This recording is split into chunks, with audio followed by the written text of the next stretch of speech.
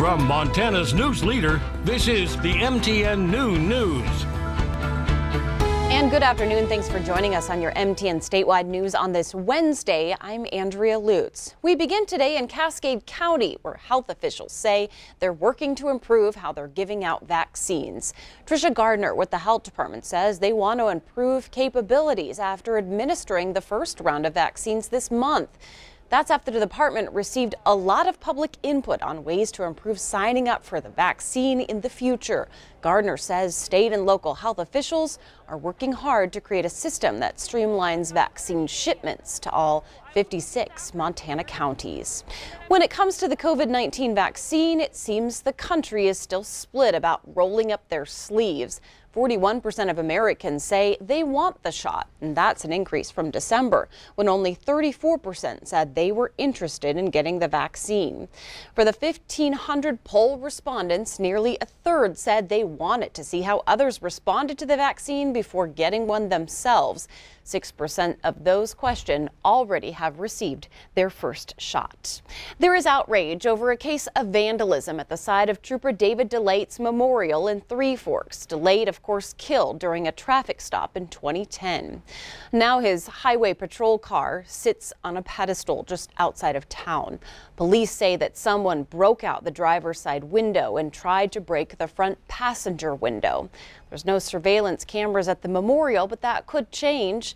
DeLate's father, Denny, who lives just a half-mile away, is asking now for the Vandals to come forward. But meanwhile, the community can donate to help repair the car.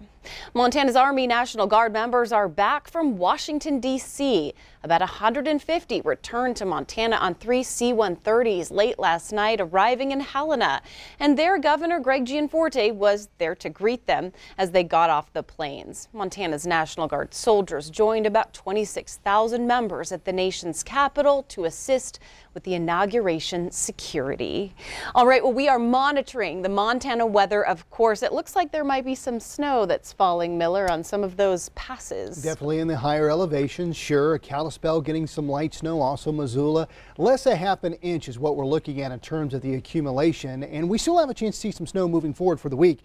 I'll tell you what spots we're looking at. As we take a look at temperatures across the state and Wyoming, 20s and 30s. We are slowly warming up. We're starting to see that shift with those winds coming out of the southwest, so it's going to bring some warmer temperatures. And speaking of the winds, as you can see, pretty calm around the state right now, but we do have some gusts in Butte up to 24, a recorded gust of about 29 in Great Falls. Just wrote down some numbers here. Beaverhead earlier this morning around 9 a.m. had a gust up to about 60. Madison County here in Montana, a gust up about 61 just a little while ago. And you can still see those gusts along the Madison Valley until about 2:30 this afternoon. So just FYI on that. But the change in the weather, that pattern is changing, warming up. How warm could it get, and when can we see more snow? Details coming up. All right, Miller, thanks so much.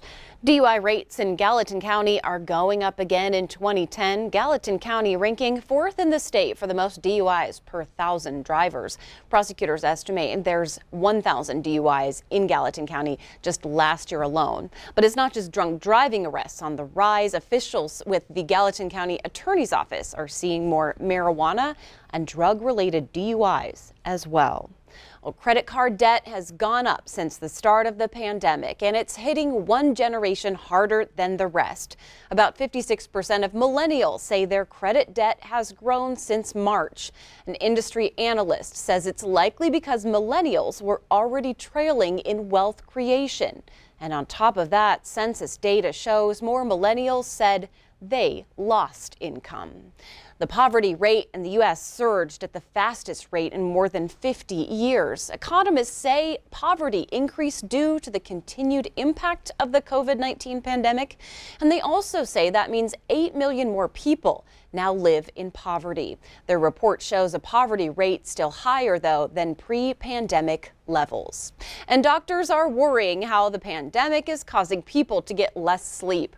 Research showing insomnia surged more than 24% last year. Doctors define a healthy amount of sleep as 7 hours a night, and they're saying that that's probably less likely that people are getting it. And also exercise or going outside can help with sleep. Stress from economic uncertainty is also to blame, and anyone suffering from insomnia may want to seek medical attention because it can also lead to depression. All right, a new lawsuit against the Missoula City County Health Department has the community of Lolo up in arms. MTN's Megan Mannering tells us why the lawsuit was filed in the first place and who's getting the blame. One by one, residents of Lolo turned out for a special community meeting. You could say it was a pandemic-sized packed house. We really know how the community feels, at least the outspoken people. We've had about 600 comments on 3 different pages. Just last week, the Lolo Community Club learned that its chair, Warren Kingdon, had filed a lawsuit against the Missoula Health Department regarding COVID regulations. In the lawsuit, he added his own business, Wild Bean Coffee, and he added the community club without their consent. We didn't vote on it. I wasn't notified. Another board member told me that he had no idea.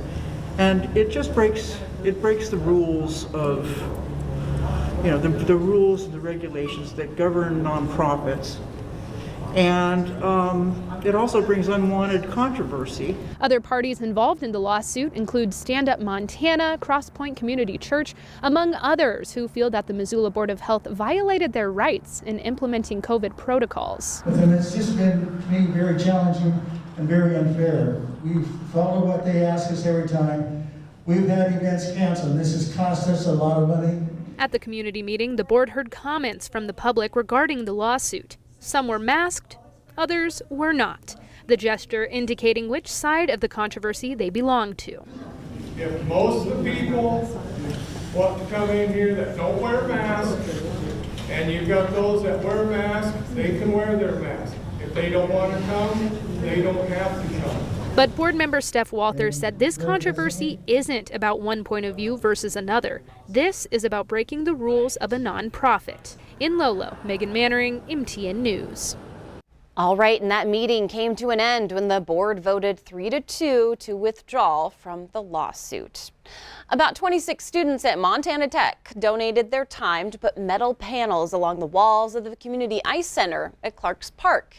It's part of Montana Tech's goal to provide community service. Students say applying what they've learned helps them become better. And besides that, it's fun to get out of the classroom.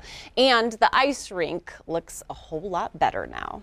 2 astronauts ventured outside the International Space Station to complete work on the external European experiment platform, the mission involving routing cables and installing high-speed data antennas. So take a look as these astronauts, Mike Hopkins and his crewmate Victor Glover, switched their suits to battery power. They officially kicked off a planned 6.5-hour excursion. Hopkins is a veteran of 2 previous spacewalks. He's logged more than 12 hours outside the lab complex during an earlier visit.